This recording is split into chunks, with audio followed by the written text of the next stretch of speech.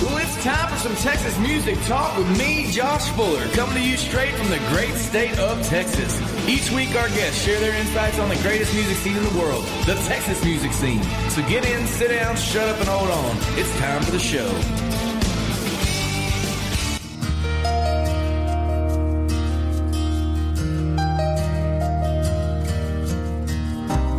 Pointing fingers and calling names. That's how you're dealing with the heartache and the pain. Just keep it behind my back if there's something you need to say, and that'll be okay. But don't call me up when you get lonely. I can't be the only number on your phone at 2 a.m. Don't wake me up. Don't you know that breaking up has already been hard enough without bringing up the past again? So go, call me anything at all, but please don't call.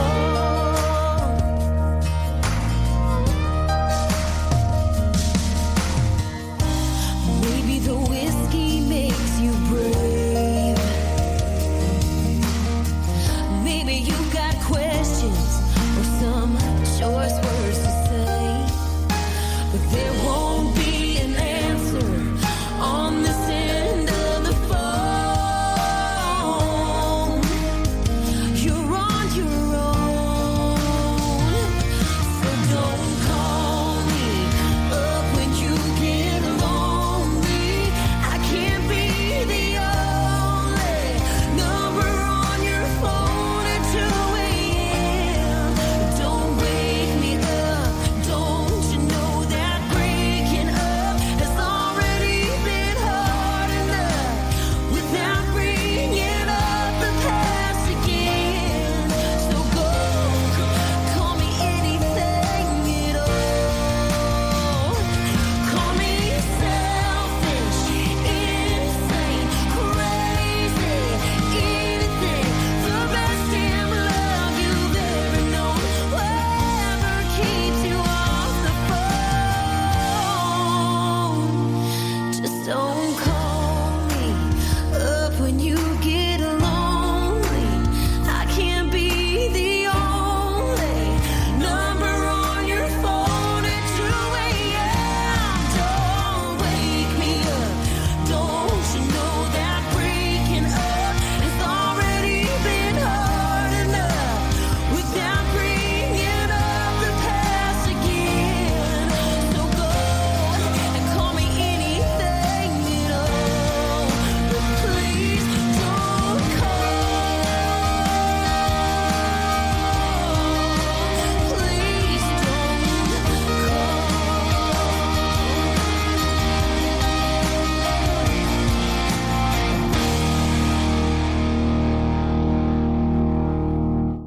Good evening, ladies and gentlemen, children of all ages, dogs, puppies, and pet snakes. I'm Josh Fuller. Welcome to another episode 19. Actually, it would be episode 20, Yeah, but one was just a music show where a bunch of computer crashes. So we're officially going to call this one episode 19, but we're well on our way. Welcome, Randy, once again. Hey, how's it going? It's going good. Yeah, You guys- better. I just had to move up on the microphone. You're listening to us on KTXF, The Real, part of the Texas Sports Media Network. Is that how it's going? I still haven't written that down. It's the I'm Sports sorry, Media Chris. Network for Sports Chris. Media, yeah. For us, yes. So, anyway, wow. Let me get you guys caught up on this week. First and foremost, I think I fixed our computer problems.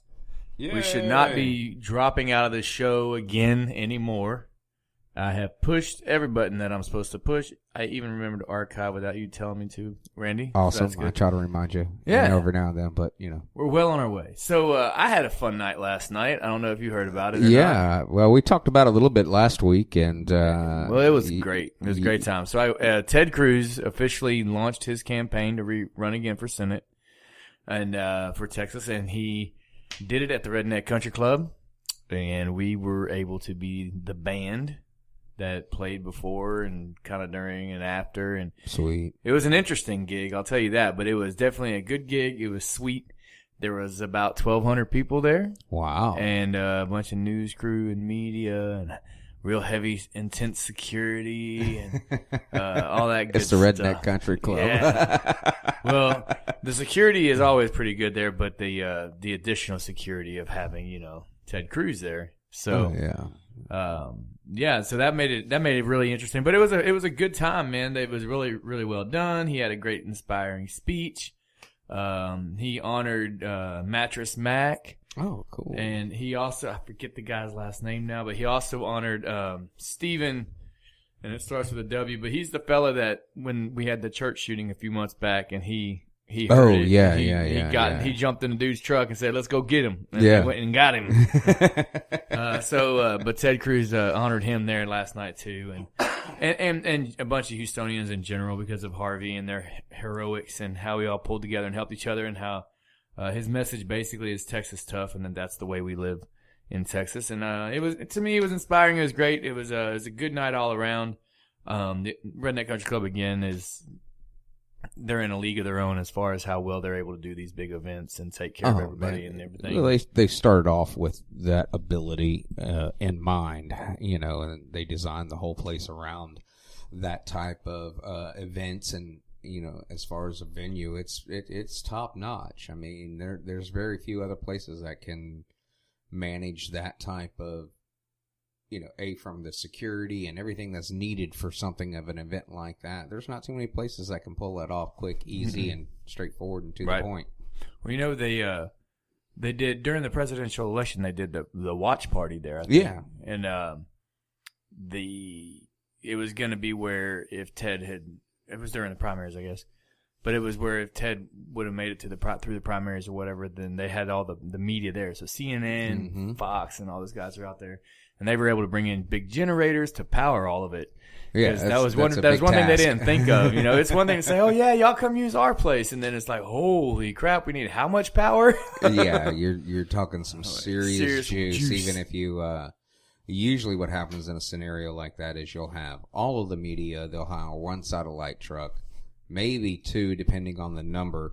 And it'll be a common uplink and all of that, and they'll do shared, and they'll take turns doing their broadcast and everything else. They'll do 5-minute slots, and it only takes a couple of seconds these days to switch transponders on the dishes. Now it goes a lot quicker than it used to. Right. It used to take a little while longer. You had to get out there and sometimes hand crank some stuff. Yeah.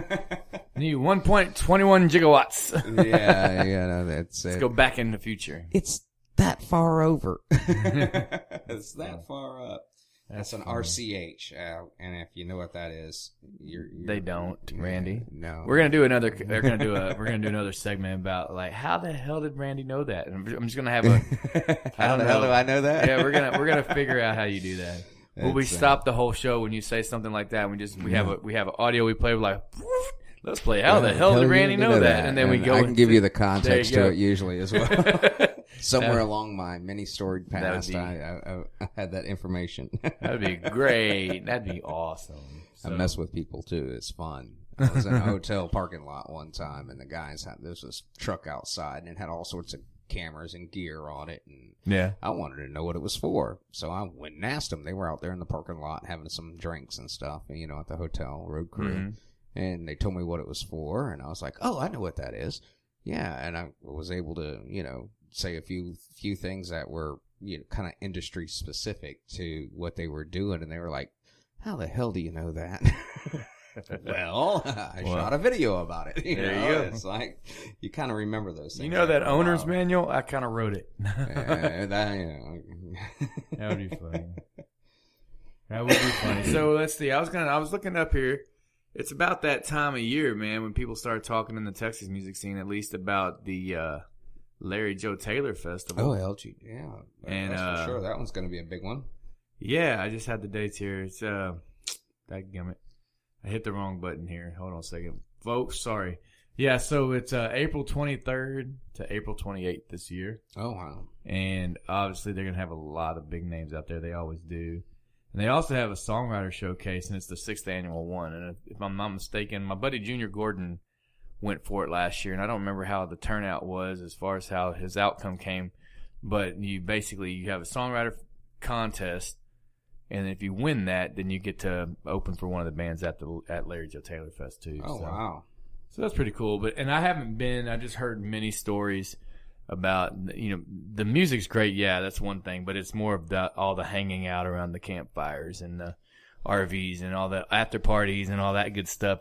That's where the party really happens. Oh yeah, it always is. I mean, that's where you always have the fun when the lights settle down and all of that, and then the fun starts. Oh yeah, absolutely. So let's see who they got. Who's coming up here? Well, there's a little man named Stoney LaRue. Oh wow.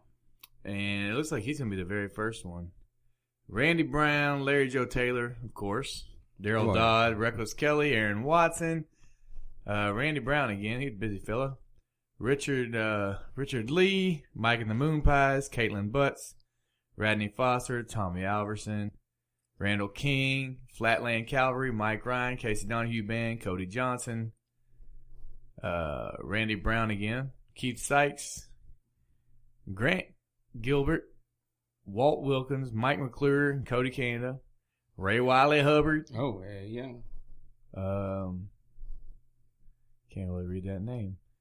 Prophets and Outlaws, Shane Smith and the Saints, Corey Morrow, Wade Bowen, Randy Rogers Band, Michael Hearn, Chris Colston, Bri Bagwell. Might hear that name again later. Davin James, Max Stalling, Gary P. Nunn, 1100 Springs, Red Southwall Band, Kevin Fowler, Cole Wetzel, Josh Abbott Band, and Terry Hendricks and Lloyd Maines together. Wow. That'd be cool. Tejas Brothers. Let's see. Mark McKinney, Parker McCullum, Krager, William Clark Green, and Cody West. That's a lot of music, folks. A lot of music, but it's a 3-day fest, right? It's usually 3 days. I don't know. I'll tell you the dates, and you do the addition. I can do that. Let's see. I don't gotta go scroll back up to the top. April 23rd, 6-day tickets. 6-day festival. Oh, 6 days. That's a whole. You got to ask for vacation time to do this. You got to really be into to what you're doing here. 6 days. I mean, Bonner is only 4, man. Yeah. Well, since I'm so proud of Texas and everything, I'm gonna have to venture that maybe we just can't get it done in 4. This is true. We got way too much talent. Bonnaroo is one thing, but. Yeah, and their lineup, it's good this year. I mean, I think there's some couple of Texas groups that are actually going to be there, and then, some other folks, but their headliners, I could live without Eminem, so. Well, only the green M&Ms. Yeah. Only the green ones, man, and that's all. And I was looking for some other fest stuff, and I've lost it, but there's another, I misremembered the exact name of the place, but it's up here in the woods, off of 1485. It's like a Pineywood Showdown or something? No, it's actually it's an outdoor water park and camping area. They're going to have a 2-day fest with a bunch of really really recognizable names, and it's like $60 for the whole weekend with camping and stuff, and it's a big outdoor. They got big slides into the ponds and all of that stuff, and it's a really neat place, and it's off of 1485 in Caney Creek. If you know where like Caney Creek High School is and stuff in that area, it is not too far from there. All right, cool. And I could probably look it up. That's one way to look it up. I can look it up that way. Well, I guess I can officially say it now. We have a special guest coming on tonight, and so far she has confirmed that she will still be on tonight. I don't like to jinx things by saying things too early, but Miss Bri Bagwell will definitely be with us about all the cool things she's got going on, and I've known Bri for several years, and she's one of my favorite female artists there is, and she inspires so many other females to be artists.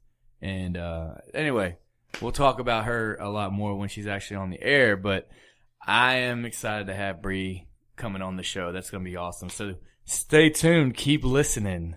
Oh, for sure. As we get closer to the time, I'll be talking about a lot more. But she's just one of those people, man. She's just she's so cool, and she stays so humble for how well she has done for herself, and she's never settled for anything. Like, she's always trying to do more. And I don't think there's somebody out there, at least that I know personally, that's working harder to achieve this dream than she is. I mean, she's been out there and on it for a lot of years too. I mean, she's not new to the process, but still is.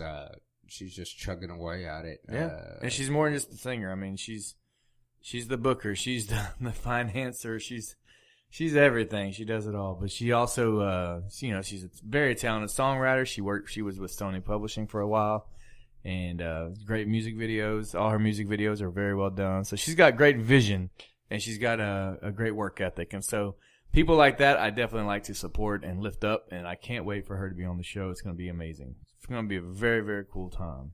And she's also coming to Conroe, Texas this week. I almost forgot to mention. This weekend, I think it is, right? Saturday night? Yeah, Pacific Yard House. You guys have heard us talk about it and how cool of a place it is. And Saturday night, the 7th, Miss Bri Bagwell will be coming into town. So for you, those of you that are listening to the live show that are in our area, you don't want to miss this. Come out and see her. I just found out that I might have Saturday night off, so I might be going and seeing her. Oh, wow. So that'd be I'll really probably cool. squeak down there, too. Yeah. There's usually not a cover, right? No cover at Pacific Yard House. You just come and eat and hang out, have some cold beer, and they have a lot of great, all the local beers on tap as well as, your favorite brands. They hope you'll come in and drink and eat and enjoy the music, and they take very good care of the artists when it comes to pay.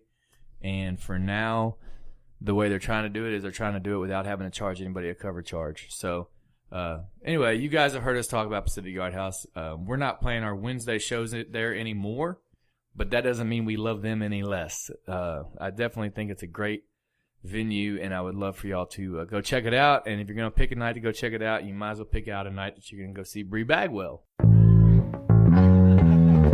Anything's Mexican if you put a lime in it, right?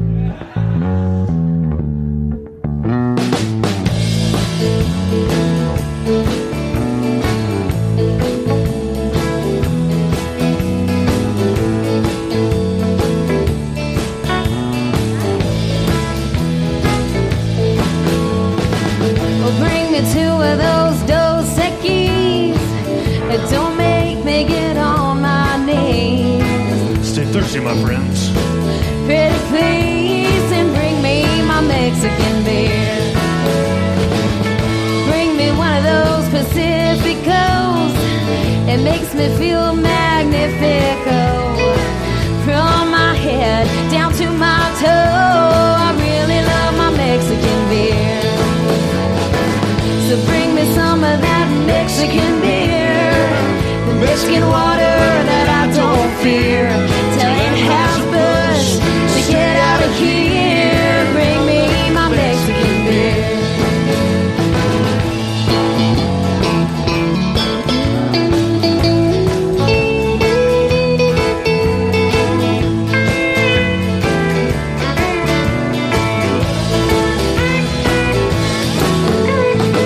Negro Modelo makes you feel so mellow. It's all the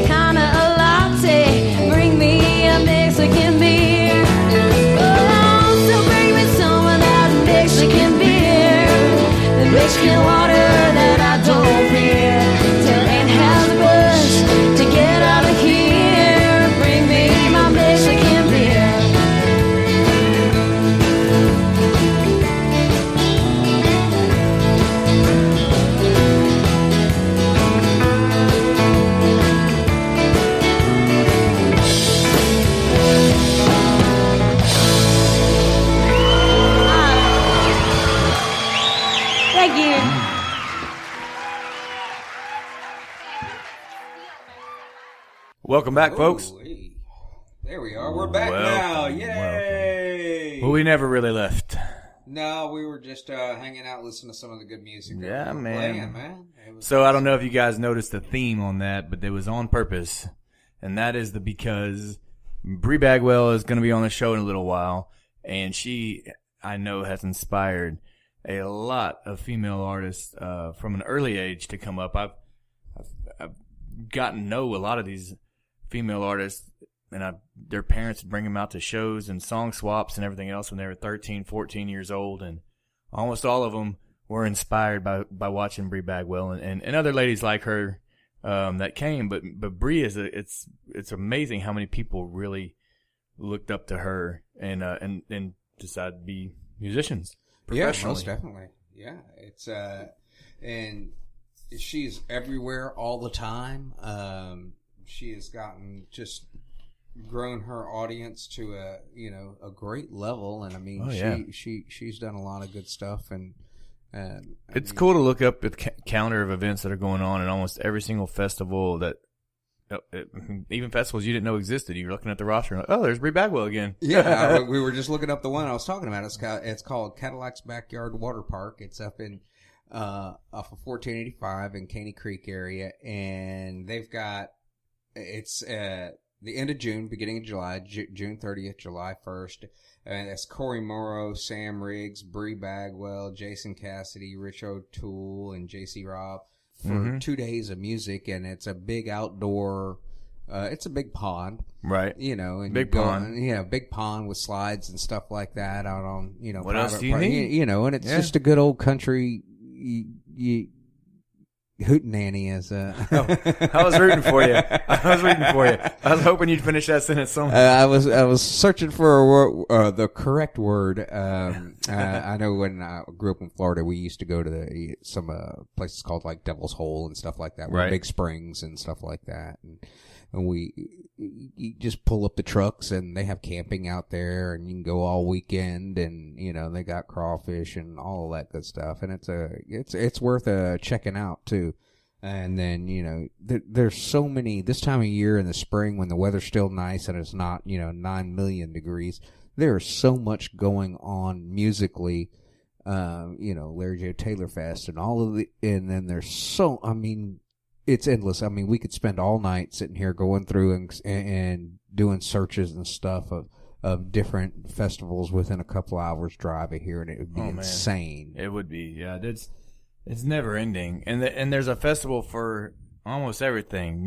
I'd laugh my butt off the first time I heard Winnie Rice Festival, thinking, what, a festival after Rice? But it's got it's way more than that. There are way more festivals out there that you're going, like, I don't know, I think everybody listening should go to our Facebook page or our Twitter page and tell us what you think the funniest or craziest festival name you've heard of out there. What's the one with the frogs down on High Island and stuff down there? I don't know. You tell me. Oh, Frog Fest. Frog Fest, yeah, that's it. Yeah, it's a Frog Fest. Yeah, but that's more Navy SEAL frogs. That's because usually it raises money for Team Never Quit, I think. Oh, okay. Or something like that. But it has Marcus Luttrell and all those guys. Right. I'm pretty sure it was more of supposed to be a Frog Fest after a frog. Yeah, those types of frogs, but not rivets, not rivets, but the other. Even though they do have a big green pews. things on, plastered, big, green frogs plastered on their signs and stuff like that. But it's right down there on north of Galveston there on I don't know what exactly that particular spot, but High Island and all of that. So that one goes on. They're everywhere. I mean, good they Lord. Really are. You got the Watermelon Thump, and then you got the Watermelon Festival. And there's, Shiner Fest, and, But see, all those are normal names. There's some out there that are just some crazy outlandish. Oh, I know it. Like in Florida, we got the Wausau Possum Festival. Yeah. There you see. And, now you're getting there. and it's in the town of Wausau, which is kind of Florida's starting to really embrace this whole Texas music thing. They are. We've always had at North Florida, not so much Central and South Florida. There was a great joke about the further south you go, the further north you get in Florida, which is a very true thing. So Northern Florida is also known as the Redneck Riviera, and it's a bunch of small towns like it is here in Texas, and it's quite similar, and folks are just about the same, and we have a lot of great small towns that do a lot of fun stuff. Man, and the music is off the hook in these towns. Oh yeah, well I bet. Well, like even here, Huntsville, New Waverly never really did anything with music or any that I remember, but I wasn't playing music then. I wish I had been. I wish I could have been a little hometown boy that was playing the music. We had one guy that I went to school with named Mitchell, and I regret that I can't remember his last name now. But he was a Garth Brooks impersonator in high school. Oh, wow. And he looked just like Garth, and he could actually sound just like Garth.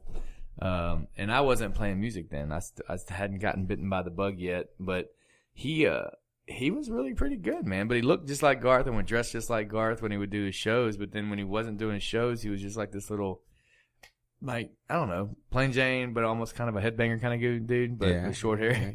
But he didn't dress like Garth all the time, but then he would dress like Garth. That was his gig, His gig, but he was good at it. Tomorrow never comes. I mean, he could get that voice just right. I mean, it was great, but Huntsville is what I was saying. They would have Fair on the Square every year, and that was our big deal. That was our biggest. I mean, we had our Walker County Fair, and that was one thing. But then we would have the Fair on the Square, and I did get to play the Fair on the Square one year when I was first starting. I don't even think I had a lead guitarist yet, but we got to play out there, and that was pretty cool. But well, I know, and I would have to. I haven't pulled up the schedule yet because, like I said, there's so many things, and. How are you? Josh is talking to Bri, getting ready for her on the phone, but I'll keep talking. So we Downtown Conroe has a music series during the week, a couple of nights a week, every week, with tons and tons of great artists coming in, and it's free and it's open to the public. It's open air stuff, and down on the square or just off the square. There's so much to do. And while he's talking over there, I get to think of, the family reunion with Folk Family Revival, which is not this coming weekend, but the following weekend in Mount Enterprise. It's a couple of day fest. It is awesome. The lineup is huge, as it always is. And if you remember, that was Uncle Lucius's kind of homecoming and fundraising event that they did every year. And since they're not together anymore, hey, maybe some of them will show up and do something with some of the guys here. And is she ready to go on yet? I'm running out of things to talk about. No. Check. Yo, there she is. Ladies and gentlemen, the incredible Miss Bri Bagwell. It's working. You're on the air right now. You're on. Oh, my God. I love it. Hi. Welcome to the Fuller Show. I know. That's such a great name. Well, I hope you can hear my food sizzling. Actually, we can't hear it sizzling as much as I could when I had you on regular speakerphone earlier, but okay, perfect. Don't worry, we can edit out. I have a sizzle button. We can edit it out. You do not. No, wait, I can only add sizzle. I can't take it away. I was going to say. So, by the way, the other voice you're hearing right now is my buddy Randy Young. He's with Cut and Shoot Studios out in Cut and Shoot. Yeah. But he also comes in and keeps me company so I don't tell jokes to myself. I love it. Yeah. Well, I know. I'm glad to see you've made one friend. I have at least one friend. Yeah, at least here. one. One friend, one night a week for 2 hours. Wow, perfect. But then I have to return him back to where I found him. So, well, so if you got food sizzling, that means are you home? I am home. I have 2 days at home. Oh my! Yesterday and today, and so I'll be dang if I'm not cooking dinner. You know what I mean? Hell yeah! Awesome. What are you cooking? Yeah. Well, I do Blue Apron. Oh. And then you just throw it in a skillet. I mean, you kind of really still have to cook it, but you just don't have to go to the grocery store and buy it, which I think is like the part. I have such bad ADD, And then when you go to the grocery store, you end up buying like 80 million things that you didn't need. And then I'm not going to buy a whole bottle of like soy sauce when I'm cooking, once a month when I'm home. Right. So where is so home? It just works out. Where is home exactly? Austin, I think. I don't know. I pay rent here, but. Well, that's like a couple of years ago when I was talking to you about you living in Nashville because you were with Sony then, I think. And you were like, well, I mean, I pay rent in Nashville, but I'm never there. So yeah, I've been using that same bad joke for a while now. You should have Airbnb'd it, man. That was before Airbnb, though. It was. I actually did Airbnb. My place, one of my places, when I used to live in Buda, and that was super weird because, I would just lock up all my guitars and my computers and stuff, and then. But I went to a show and these people were like, we stayed at your apartment one time. Cause my pictures and stuff are everywhere. That's awesome. Like, that's really weird. It is kind of weird. Well, if it's girls, maybe it wouldn't be weird. But if it was dudes, it'd be like, okay, I'm never going back to that apartment again. Yeah, that might I'm going to have to burn everything in it every time I rent this place out. I locked up all my drawers, I padlocked my underwear drawer. Those are things you have to do when you Airbnb. Yeah, I guess you're right. I didn't think about that. We did it. We stayed at an Airbnb the last time we went up to Nashville, and it was weird because it was actually kind of an apartment complex, and then the guy owned 2 or 3 of the apartments in the complex, but everybody that was staying there, they were all Airbnb units. But it looked like you were staying at an apartment or almost a cheap hotel in a way. But they were actually owned by people. But it was cool. Outside it looked scary and sketchy as hell. But inside it was fine. It was nice. We went to one in College Station for one of the games and stuff, and it's out on somebody's property. They took the barn and they made a really nice, little apartment type. Mm-hmm. Setting. It's got a full kitchen, the whole 9 yards, loft thing, and it's it's in an old metal barn, but it's all wood and really well done. And they're gonna have like 3 of them in a row eventually when they get to the point. And it's like, hey, this is cool. Yeah. Hey, if I own property around the country, I do that. So, Bri, last week I saw you post a tweet that you were home for 8 hours and you had played, I think, 2 weeks straight with no breaks. Is that sound about right? Yeah, but I can't complain because the time I could have been home, I was in Nashville making my new record. So, I know. Yeah, I've heard complain this about that. Right. I've heard this said about a lot of artists, and I think it's a nice thing to say. I've had people say it about me at times, but I truly mean it and I truly believe it that you have got to be the hardest working person in Texas music right now. You have to be. I can't think of anybody that could work harder than you. I can't. That's so sweet. I always have taken that as such a big compliment, but then I thought, man, what if it's because they don't have anything else to say about me? I was like, well, that's why I wanted to preface it the way I did, because it is kind of used. I don't know. At first, when I heard someone say it about me, I was like, man, that was really nice of them.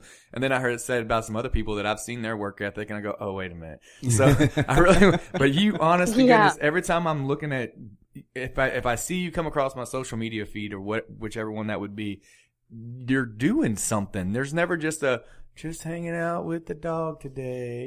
It's more like, got to get my cuddles in. I'm hitting the road. Yeah. Every time you turn around.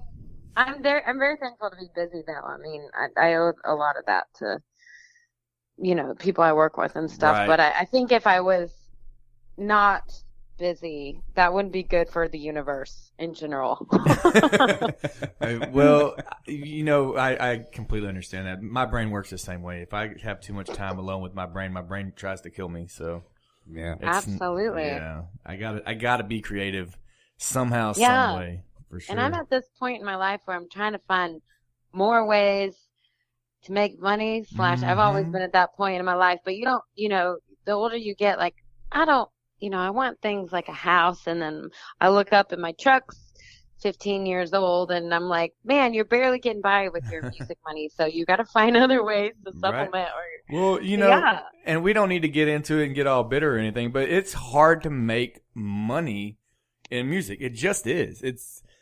the return on investment isn't great for everybody. I mean, obviously some people reach a point where the snowball is rolling down the hill fast enough and getting big enough that you can make some good money. But I mean, for someone that stays as busy as you are and works as hard as you do, you see it yourself. But it's just, to still have to sit there and worry about your bills being paid, it's just like, come on, man. What? Yeah. Give me some money. I just played and every night now, for 2 weeks. People that book us don't understand.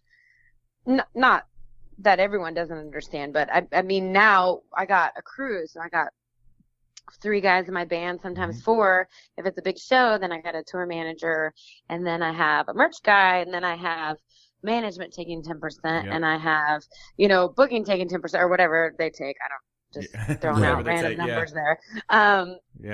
So your break even gets higher and higher and higher. Right. And it takes more people to put on the show the bigger you get. Right. And that's more people to pay. So just because you see a guy rolling up in a big old bus and a big old trailer and they're rolling out all this people or these things, you got all these people setting up their gear for them and all that. That's all people that got to get paid. Yep. So, they're like, I can't believe they're making $25,000 a show. Well, they're not profiting that. I guarantee you.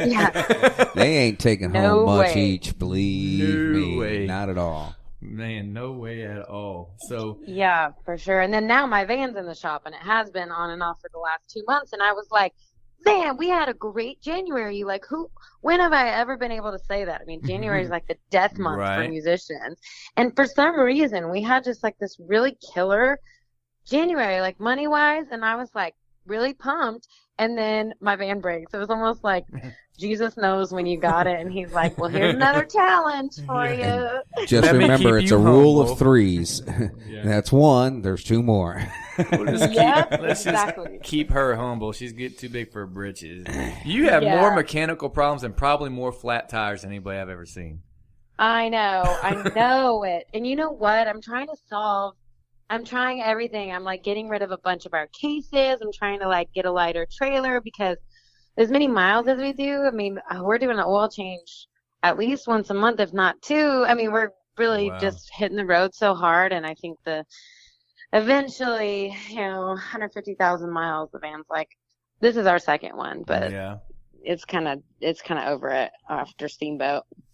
Yeah, that's a hard miles too. Oh, you're going all over the place, all different conditions and all that good stuff. Do you ever have to drive, or do you always pawn that off on the men's? Well, I think they probably are scared to let me drive, and I let them think that, even though I really feel like I'm a better driver. But now tour manager and I'm a merch guy kind of split time, which is super nice. And then I still do a lot of acoustic shows and radio tours, so I'm still driving all the time. So if I had to, but when I'm on the road, I'm either asleep in the back seat or in the front seat working on my laptop while we're driving. So it's kind of my valuable time. I hear that. Yeah. Well, you got to get it done sometime, and that's about the best time to do it. Right. Yeah. And I'm not disciplined enough. I just be back there and like, I don't know, playing video games and all that junk. So I did a little. I mean, I try not to go. People that I know, like me and you have known each other for a few years now, and I try not to go digging through like bios and stuff and making it all formal and everything. But I went ahead and pulled up to make sure there wasn't anything about you I didn't know, and apparently there's plenty I don't know. But so you went to UT and got a marketing degree, correct? Yes. So when you were first starting out, do you think that really helped you as far as being able to get your brand established as Bri Bagwell when there used to be no Bri Bagwell? I mean, I freaking hope so after that much money out of state tuition that I'm going to be paying for the rest of my life. But I think mainly college kind of teaches you just to like learn and adapt and solve situations, because I mean, marketing when I was in college, Facebook came out when I was a freshman. You could only use it if you were at a college degree. So I didn't really learn a lot about like social media marketing and everything, which is all I do. Yeah. Yeah, totally. I just think it taught me a lot of maybe like the life experiences that I wrote songs about, or like I made a bunch of friends that was super helpful later on in life. And then, it teaches you to kind of be disciplined maybe, if anything, and how to party. Didn't know how to party. See, I missed out on all that. I didn't go to college. I didn't learn how to party the right way. Oh, yeah. I'm pretty sure you're doing a good job. I can hold my, well, I don't party as much as I used to, but I definitely partied in high school. I used all my party time up in high school, man. Like when I was 16, I had alcohol poisoning. I'm not bragging. I'm just, it happened. But, I did all my drinking back then, and then of course when I first started playing music, I had to be drinking, right? That's what we do. We don't say, we think for some reason, we think that to play the music, we got to be drinking it up and everything, and I don't know. I did that a lot. I still drink some, but I'm more of a give me a couple of whiskeys, and I know you like your wine, and so yeah, I kind of relax I relax and drink. I don't party and drink, I guess. Right, you get there. I mean, and that's, I would say early on, especially when I started my band, we used to have like a lot of fun, and I wouldn't trade that for anything. But now, I got 5 shows in a row, and there's more people at them, and I've seen it on YouTube. It's not good when I drink too much. So I'd rather not. Sometimes people get their feelings hurt about that, which I think is like so weird. It is weird. Yeah, if you don't take a beer from them or take a drink from them, they get offended. Or they think you're pregnant if you're a girl. That's very true. That's very true. I can honestly say I've never been accused of being pregnant. Never have. The last time you and I hung out was at Game On Sports because you had a show somewhere else, but then Mike Ryan and I were playing a show, and you came over there, and then you hung out, and we had a few drinks, and then I taught you a fancy toast, and we put it on Snapchat. Remember that? I think I was laughing so hard that night. And you know what? I actually I felt so bad the next day because I think I said something to you along the lines of like, I knew you were fun, but I didn't know you were this cool. I don't remember what I said, but it was like I didn't mean to be offensive, but. Well, I wasn't offended at the time, but now that you bring it up, man. Yeah, no, I think I remember something like that. Well, a lot of people don't know my full potential. I don't unleash it often, I love it. I'm the guy on the outskirts letting everybody else have their fun while I make observations and dirty jokes. So. Yeah, well, we're both always working usually. I mean, even if we're playing music, we're still, Oh, yeah. I mean, yeah. I mean, we weren't I doing saw anything you. primitive. I think it was you posted it or maybe Jody Booth posted it, and it's been a while, but you were like, man, we've been trying to do this for years. We finally wrote a song together. And that's I guess the problem with people that are out there playing music so much is that you're just on so many different spectrums, going so many different directions that unless you actually like play a festival together or something like that, it's really hard to actually bump into each other and just have time to hang, Yeah, totally. And it's so surprising because I have not written songs with so many of my friends, and I have to go, I'll go to Livingston and go hang out with Jody for a couple days so we can write songs. But I mean, I've only done that twice, and he's one of my best friends, so it's like, yep. Well, and he's a hell of a songwriter so hard. too. Well, the best. You're not alone in that one. I hear that a lot from a lot of my singing songwriter friends up in Nashville and everywhere else. It's hard. They have to make appointments to get in with each other, and that's just that's horrible. Well, then you got to train yourself to be creative on the spot. You know? And it's like, but if you're working, I guess if you're working with talented other songwriters, and one thing, my downfall, I have not collaborated with people, not by choice. It's just the people that I want to collaborate with that I think would mesh well. It's very hard to get time, set aside for it. And then I co-wrote it. That's why I don't write. No, but I co-wrote with one guy for a while, and our brains worked 2 different ways, but we still were able to come up with some pretty good stuff, but not stuff that I, as an artist, would sing. They were good songs, but they weren't for me to carry on to do on my shows or anything like that. But they were still some pretty good songs. And I forgot I did do another co-write. And I've sent this song to, that Wedding Dress to Burn song. Oh my gosh, yeah. So I was like, love it. I co-wrote that. Well, I wrote all of it, and then I realized, okay, wait a minute. I'm not a girl, and this is definitely from a girl's perspective who's a little bit bitter, just a little bit bitter. And so I wanted to make sure. And I came to mind. Yeah, you came to mind. No, just your sassiness came to mind. But so I wanted to get. I think I might have even asked you if you could do it, and you were just honest with me. You're like, look, dude, I hate telling people no, but in the long run, I'd put it off enough that it wouldn't work. So I have to say no. I just got too much going on, and I appreciate the honesty. I like it. But Julia Cole is the one that helped me go in and put a female perspective to it, and she just got her golden ticket to go to Hollywood with American Idol. So who knows? I love her. She's a trip, man. Yeah. She's really amazing. Full of energy. Yeah, she's so great. That's so good to hear. But I mean, not that my 2 cents about your songwriting is worth anything, but I think like I was kind of beating myself up about like not co-writing as much either, and my producer was like, we were about to go and cut the second half of my record, and she was like, these 5 songs sounds like they were all co-writes while you were at Sony with great co-writers. So what we've been doing is, well, we wrote one song like in a songwriting group by ourselves. And so I did that for 8 weeks, and then we went and cut the second half of the record with all brand new songs that I had written by myself, that I'd already had the record completely picked out and done in pre-production. We were going, and she just had this hunch. And so I think like there's, especially when you've been doing it for a long time and like you write so great by yourself, like it's not like a terrible thing. And then actually we just started it back up. So last night was the first night we started this songwriting group back up again. It's really sweet. Cool. So do y'all so I got to play the Dripping Springs Songwriter Festival last year, and it was eye-opening. It was eye-opening and it was almost life-changing. I would like to say it was life-changing, but I haven't changed my life yet. But but it was really cool, and I noticed that a lot of them, there was 40 songwriters there, and a lot of them already knew each other, and a lot of them were in these groups together, and some of them were spread out really far. So with your songwriting group, is it a physical get-together, or do you guys do like someone sends out a challenge and then over email you guys have to do? How does your group work without giving away the secret?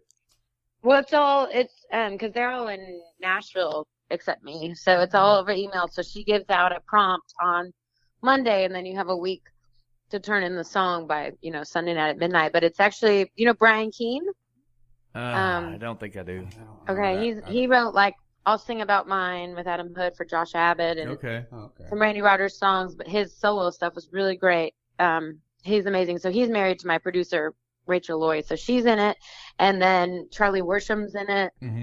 And there's a couple other people that I've never met that I don't recognize, but they're amazing. They're in it, and it's just through email every week. It's really cool. I like it. It keeps you sharpening the saw for sure.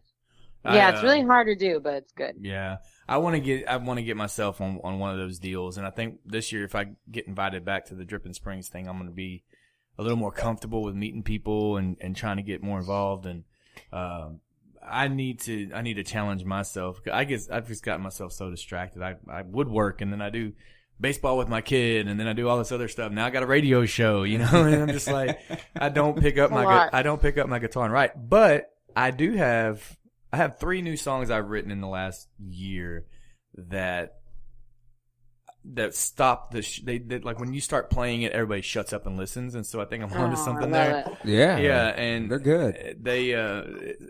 I haven't really been that kind of an artist before, like there's certain people that the second they start singing, everybody just shuts up and listens, and I don't know if it's their voice or the music or the style. I don't know what the secret ingredient is, but there's some people out there that they dominate the room no matter what, if people know them or not. And I've never really been that guy, so that means these songs must be pretty okay for it to be working. But cool, man. So awesome. How's food coming? How's the what? How's your food coming? Oh, I've already been sneaking bites while you're talking. I thought that was not bad. It's a great diet plan. You just call into the Josh Fuller Show, and he won't let you shut up talking to put food in your mouth. So what? Which studio were you in Nashville? Well, I'm on that Texas country up and coming budget. So I know that budget. We tracked all the songs at the Sound Emporium, which is really cool. Famous studio there, and we tracked with just killer musicians and that are, you know, how they are. They're like, this person plays for Can You Trust Me? And this person is like, they're so awesome. And we tracked the first 5, we tracked them all in one day.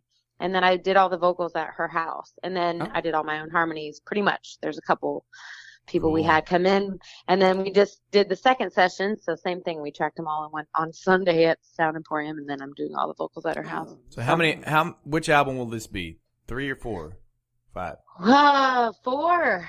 4. That's awesome. 4, wow. Yeah, because it doesn't seem like very long ago you released the last one. And 3 years though. Really? It's been 3, huh? Yeah. I just remember every time I'd go to the RCC, your picture would be right there with your big pink background and everything, and it'd be all over the RCC with your love it. stuff. It was pretty cool, yeah. But so you're gonna be actually in my neighborhood Saturday. I know you probably don't know. You just go where the dudes wherever tell the you, bus takes wherever the van drops you off at. Like, what town are we in? But no, you're gonna be at Pacific Yard House on Saturday, right? On the 7th. I actually do know because I still confirm on my own. Yeah, well, I know you do. And, you're that one man show. Actually, I'm trying to. I got management now as of a couple months ago. Sweet. And they're like, let us do more for you. Because I'm like, I'm so busy. But I've, you know, when you do it, I've never had management my entire career. So handing it off is so difficult for me. I'm a little bitter that I have to say neither have I. I've always, because I suck apparently at managing a band. I've had to do all of it myself, and I mean I've seen you talk about doing taxes and all that, so you really do every bit yourself. And I tried to manage that myself, and it's not hard. I mean, it's not easy. It's not easy to do it all, and the booking side of it. Are you still with Red 11?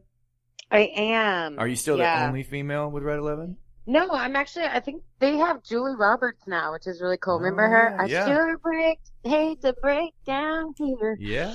Jam. And I think she's been with them for a while, so I don't, that was not a glass ceiling breaker you. Yeah.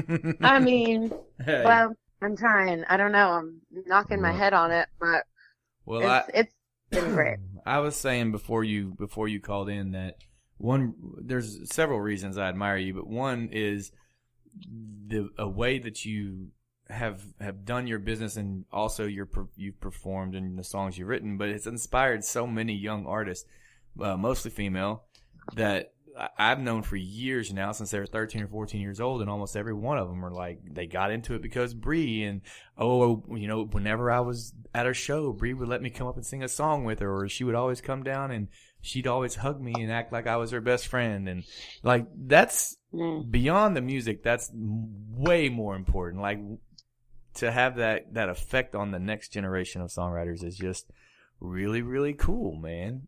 So I appreciate that. There's like a moment, and you like never know when that moment.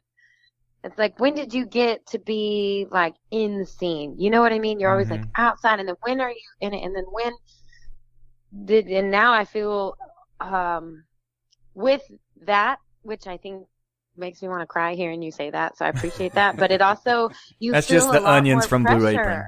Yeah, right. You also feel a lot more pressure, you know? Yeah, I could imagine that, feeling that pressure, but at the same time, if you're true to yourself, you just remember, just keep doing what you've been doing, because apparently it worked, you know. So it's just stay. I don't know. Never get too big for your britches. Yeah, no man. doubt. Well, I went to yoga today, remember? So I'm trying not to get too big for them. Well, the good thing about yoga britches is they grow with you. Yeah. Oh, yeah. I know. I launched my own yoga pants line last year. Oh, see. Apparently, my stalker level is not as high as it should be. I forgot about that. I didn't know about that. Yeah. The entrepreneur. Hey, you gotta, like she said, you gotta figure out a way to make a few more dollars. Man, dude. Hey, here's. I'm gonna share my secret method with you, Bri. You're welcome to use this and pass it along as long as you give me credit for it. But I live by the ASS method. ASS. Always selling something. I love it. So always selling something. It's the ASS method. But I don't know if I that's, love that. I don't know if that's kid approved or not, but diversification. I think that's great. I never knew what it was called, but that's the name for it. I invented that. That is mine. I realized that too because one time I made a little lamp out of a Rebecca Creek bottle for my merch table, and someone came up and was like, I want that lamp. And I was like, you can have it for $50. Hell yeah, I'll even sign it for you. Yeah. And I've sold probably 10 of those at least. There you Maybe go. more. There you go. How long you been with Rebecca Creek now? Because I was with them for a little while, and you were there way before me. 5 years. Wow, they're cool people. 6. 6 years almost. Wow, yeah, they're cool people, man. I got picked up by somebody, another sponsor, and I was not on the paid sponsorship program with Rebecca Creek when I got this other sponsor. And this other sponsor was going to pay me, and they were like, the only way we're going to do that is if you tell Rebecca Creek it's been fun. And I was like, oh. So I called them up, and they were cool about it, but they were also like, well, dude, why can't you just, talk about us too? It's 2 different products. I was like, because they said I can't. I'm sorry. Yeah. I felt bad. Yeah, it gets complicated, but I mean, with them, they've been really loyal to me, and I've been really loyal to them. It's been really nice, but we're trying to, you're always trying to get more, but then you walk that line of becoming, I don't want to become a walking billboard on my posts and stuff, but man, I'm trying to get a new trailer, and that's, and I'm in the middle of a record. My van's getting a new motor right now. Like, our trailer, we pulled up, Randy Rogers was like, Bagwell, you gotta buy a new trailer. That looks like a cuss word.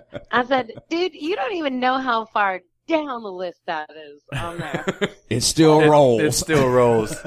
Yeah, it still goes forward. It's got 4 tires, but only 2 of them have to work for real. Like, come on. That, and the uglier it is, the less chance somebody's gonna steal it. That's true. Ooh, that's true. Now that is a wonderful. Yeah. That is so great. There you go. Yeah, if it's all pretty shiny, got your decals on it, that's a... Yeah. Now, you could, glamour it up or something, to where just, no man would want to take it. Like, just make it all as girly as possible. Bright pink and, That's what I did to my trailer. I'm just kidding. I love it. My trailer's too small. I can't glamour. My trailer is tiny, but then again, I haven't reached that. I never reached a level of touring as far as miles go and size of band and all that stuff that you have. And so my trailer was just as compact as can be. Plus, my guys would never ride with me. Yeah. There was a time where I was trying to raise money and save money and do all this other stuff so I could get a van, make it legit. Like, I got a van. But then I realized my band members would never ride with me. Everybody would come from different angles at different times, and it would have been the biggest waste of my money if I'd have bought a van. It really would have. But then again, I wasn't going from here to Nashville to Oklahoma to New Mexico, and I wasn't doing all that. So there was no real need for me to get the van except for pride. I wanted that van. That would have made me validate myself. I'm going through now. I'm like, I had all this pride. I wanted all this stuff. Now I'm getting rid of it all. We're getting rid of our guitar ball. I'm trying to get rid of my big X32 soundboard and go to the compact. I'm trying to get rid of, because you want all this stuff, and that's what you think you need, and then the more you do, the more you realize you don't need any of that stuff. You need less. My guitar player and I have this running joke that you can tell the bands that have been playing for a while, because they come in, they got all their gear on one little cart, and they just pop it up on the stage, and then they're done. And then you got the new guys coming in with their Marshall twin stacks, and they're they're like 8x15 basses. Oh my God. Yeah. Yep. You only need a very few things these days with all of the in-airs and all of that. Yep. You can roll in with a couple of racks and, literally on one cart. I like a nice rack. And, my yeah. of rib. Like I said, on the outside, telling dirty jokes. Only if you got an extra one. But then a lot of the houses now, a lot of the venues have pretty decent PAs, and you can punch right into them now. And that's the other problem I ran into. Yeah, the other problem I ran into is I had all my own gear, right? So I had my own little sound system that I carried with me everywhere. And then when I got hooked up with with Michael Berry and the Redneck Country Club, and then I was doing a lot of festivals that year too. I hadn't touched my sound rig in like, I don't know, 18 months. And so I was like, screw it. I'm selling it. It's out of here. And then I sold it. And then all those gigs kind of fell by the wayside. And all of a sudden I started getting hired at these places. I had to bring my own stuff. I was like, crap, I got to either rent gear or buy gear. If I rent gear 3 times, that covers the cost of the gear. So I went and bought the gear and went broke again. And now it's sitting in my dang trailer in my storage unit because everywhere I've been playing has their own sound system again. So, yeah. It's one of the, it's a catch-22. You got to, I got like stacks and stacks of gear and studio stuff, and it's like I've been going through it for the last couple of days, and I just rolled a bunch of rolling racks and stuff like that. I'm really not using for anything, and it's like, so well, I'm going to Vegas, so you should sell all that, donate the money to me, Absolutely, and I'll go to Vegas. I'll put it all on black. And then, well, but when you go to Vegas, you just have to go to my sister's table and do that. I'm going to, where's she at? She works at the Four Queens. Okay, well, we're going to the Golden Nugget, so you can be right there. Well, if you go on Fremont, which you will, it's right on Fremont Street. It's Four Queens, and you just walk in there. She works at night, and you just walk in there. She'll be playing. She'll be on the craps table, and you'll know she's my sister. And that almost scares me. yeah. I'll give you specific instructions on what to do and mess with her, because all my friends that go to Vegas, I send them over there and they all mess with her. It's a lot of fun. She's a good hoot. So speaking of fun times, I love it. You're fixing to go on a thing to Mexico, right? Yeah, I am. Is it what's the name of that resort? El Dorado yes, Royale. Wow. Love that place. I love that place. I need to go back there. We went for a wedding 2 years ago, I think it was, and that was very nice. It was very cool. And then when I think you did it last year too, didn't you? Yeah, I've done it. This will be like my 4th year, maybe. Wow. But last year I went with Mark McKinney. This year I'm going back with Steve Helms and Jamie Richards and Bo Phillips, and it is hilarious. But I had to like put my foot down because it's 3 like 200-pound dudes, and so there's 4 of us song swapping, and they would get tequila shots every round of songs. But I'm like, I can drink, I can hold my own for a female, but I'm like, not a 200-pound 45-year-old man either. So. Well, that's a pretty big stage there. Y'all played this. It's the same area right there that they do the karaoke and all that every night, right? No, we play by the pool, so it's really cool. So it's like a 4-hour show, and everyone's in the pool, and then we're under this little cabana, and they got like a swim up bar, and everyone's drinking. So I poured out one of my tequila shots, and someone was in the pool, like watching me, and called me out. Oh no! I know. So I got to start drinking tequila. And actually, it like scarred me. I couldn't drink tequila for a good 6 months after that trip. But see, down there, the tequila, well, it depends what they bought you, but we would do the tequila tastings. We did them every day that we were down there. And so we had the good stuff, the sipping tequila. I like the sipping tequila. Yeah. But I do too. But that cheap shooting stuff, nah. And then And it was hot. Yeah. Oh, yeah, tequila and the heat don't do good together. No. Dude, they do a really good job with that resort. The first day we were there, I noticed there were 0 birds. None. And I was like, what the hell? There's no birds. And then the next day I looked and then I also looked and I noticed there's not a single insect anywhere. And I was like, well, there's the reason there's no birds. You got all the big iguanas walking around and everything, and they're getting what's left. And then I think our 3rd day there, I saw some bugs. I was like, oh, okay, they do have bugs, darn. And then I saw a shit ton of birds. And I was like, okay. And so the birds came in, cleaned all the bugs out, and they were gone. Wow.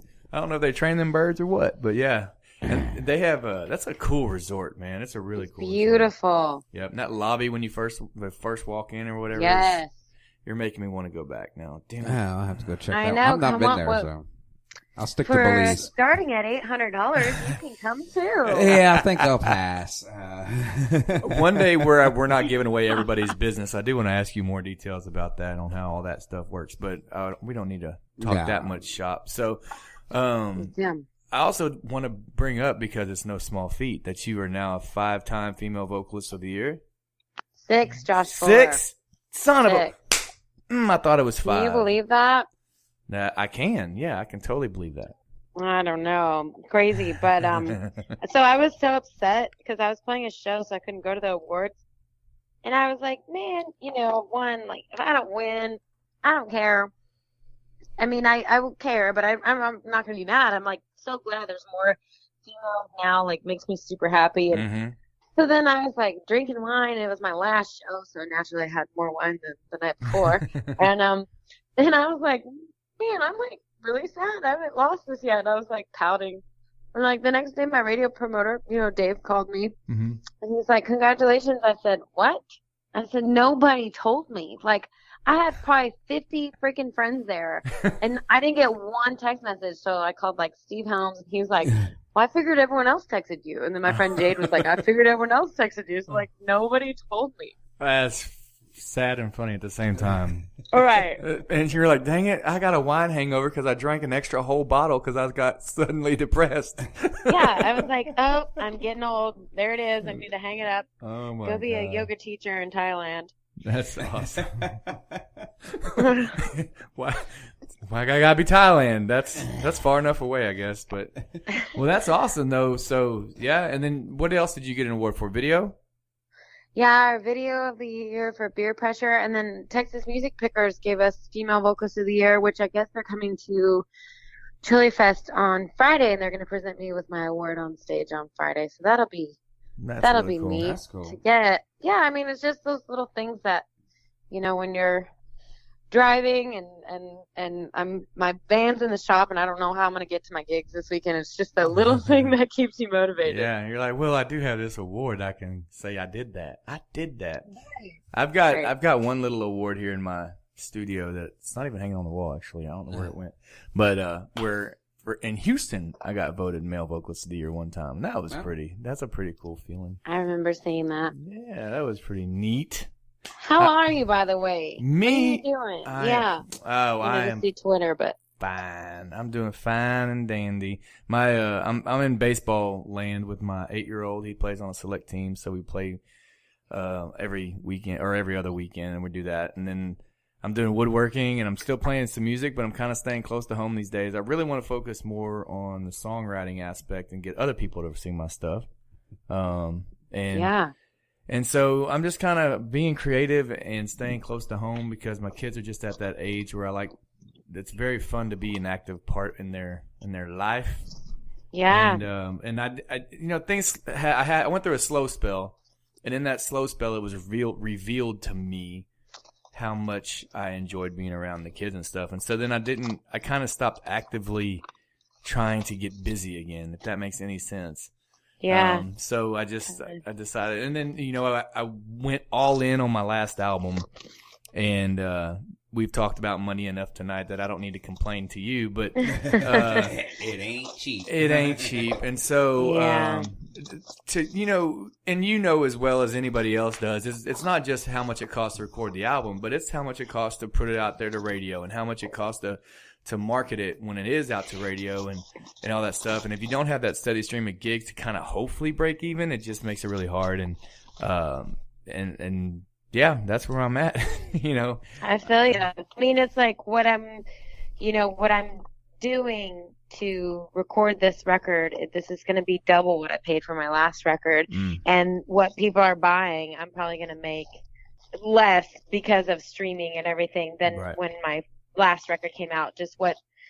Hopefully not, but no, you hope, yeah. If the same amount of people bought it, I would make less. It's just so frustrating because you're making less and you're spending more, and that model is just not. No, the business model, the business model for music it's horrible. It just is. I mean, if you break a set of strings, that's a pretty significant chunk of your show money that night. You know, if you use good strings, I mean, no, I don't know. I mean, as many shows as y'all play, it probably doesn't pay to have good strings. It's like they just got to last one night. Let's do this. But right. So, or I just ordered merch. Like I just ordered an $800 order of hats. You know, people are like, "Why didn't you have any merch?" It's like, well, to make it cost efficient, you have to order 50 at a time, and right. and you know, it's like this is so much. It's just. But thankfully, I mean, the saving grace of all of this, and what I'm thankful for, is that in this state, at least, people are still supporting local live music. You know, right? so They are, because that's the only way to make money. And for every person you have out there that doesn't show you support through money, you have somebody else that'll show up and they're like, you know what, just give me 5 shirts. Give me 10 hats. And I've had a couple of guys that would do that for me, where they just show up to a show and, you know, they just wanted to support you. So they just clean your merch table out, and then instead of handing you a bunch of money, they're just like, yeah, I'll take all that and I'll give it to my family for Christmas presents or whatever. And unfortunately, there's only one of those for every 100 shows, but if we could get 10 million more of those kind of fellers, that'd be great too. But I was reading a thing about merch and all of that, and how the money is working these days. It's you make more off of selling one CD or a hat or a shirt at a show than you do with like 1,000 streams or 5,000 streams, you know, and all of that.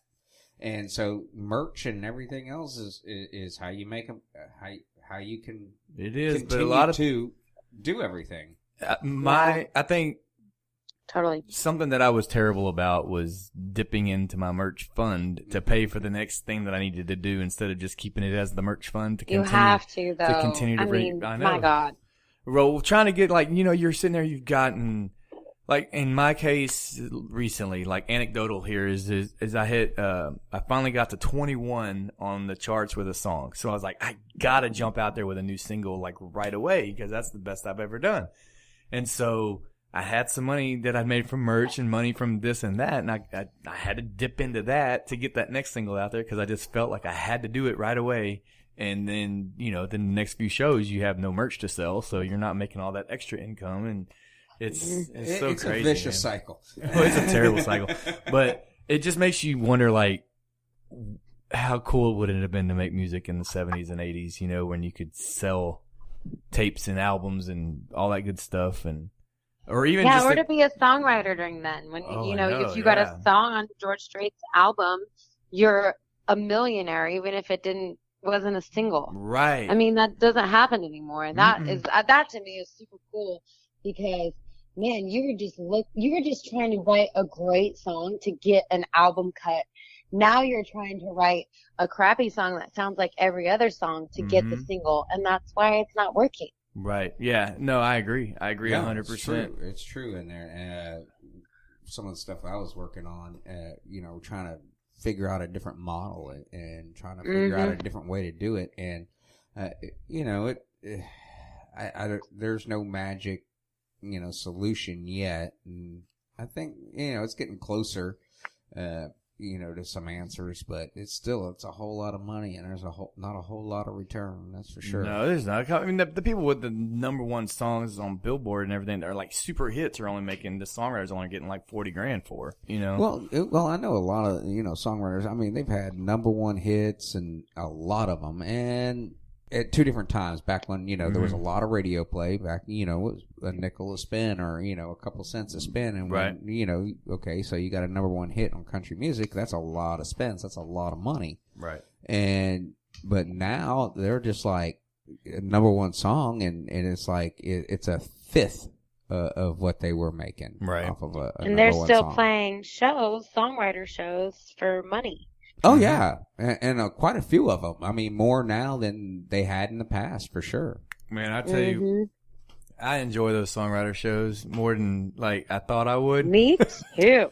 And house parties, I finally got to chant, based off some connections I made at the Dripping Spring Songwriter Festival. There's a big house party group out there in Austin, and I'm gonna get to do a show there in August, and that's gonna be a lot of fun. But man, just having people come in and sit down and shut up. I hate saying it like that. Actually, I love saying it like that, but I don't mean it that way. But yeah, people that'll just come in and sit down and shut up and listen to the songs and then clap at the end. To have that undivided attention as a songwriter is awesome, you know, because priceless. Yeah. Yeah. I've got friends that are completely happy as long as people are two-stepping. They consider that their applause. Not me. I need to have people clap, but I also want to look out there and see people really paying attention to the words because I put a lot of effort into putting those words together the way that they're put there together, you know? Yeah. So Right. it's way more fulfilling as a songwriter to hear people like when people, or if they come up after the show and like, man, that one song, and it's not your typical people come up and like, oh, I love that song, dude, it rocks. But the ones that come up and like, you know, the middle of that song where you talked about that lady and the this and the that, and you're like, wow, they were really listening, dude. That's awesome. So Yeah. I love And that. far part of it. between, I'm kind of in the middle. 'Cause now I'm my money with my band, so we got to do. So I'm trying to like write these upbeat songs that are also like lyrically full of me, you know. But Yeah. then trying to insert that one into the show, it's hard. It's a really tough thing. But It is hard.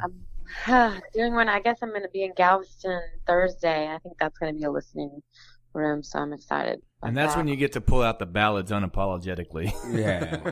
totally. That's the thing that I struggle with is I'll be on the stage and we'll have them all worked into a frenzy, and then I'm like, all right, I'm gonna sing the song, and the lady dies at the end. So you know, just hang in there.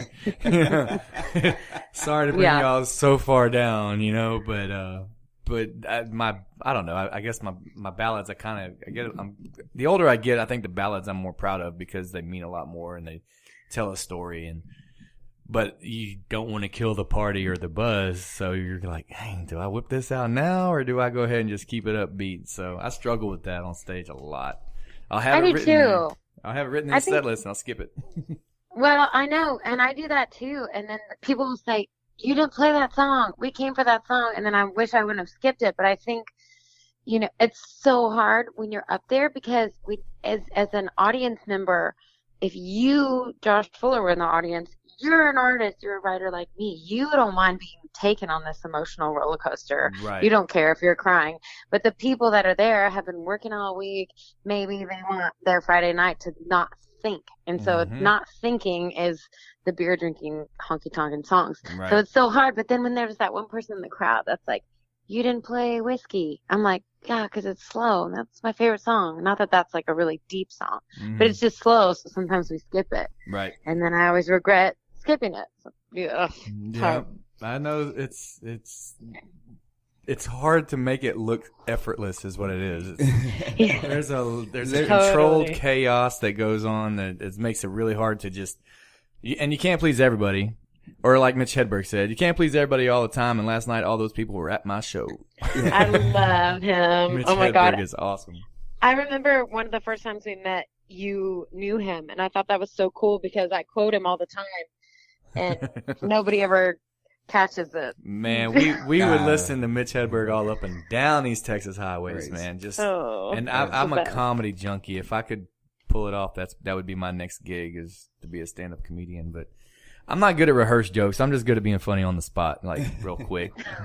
So maybe I could be like an opener or something and just be the guy that goes out for 5 minutes and makes fun of people.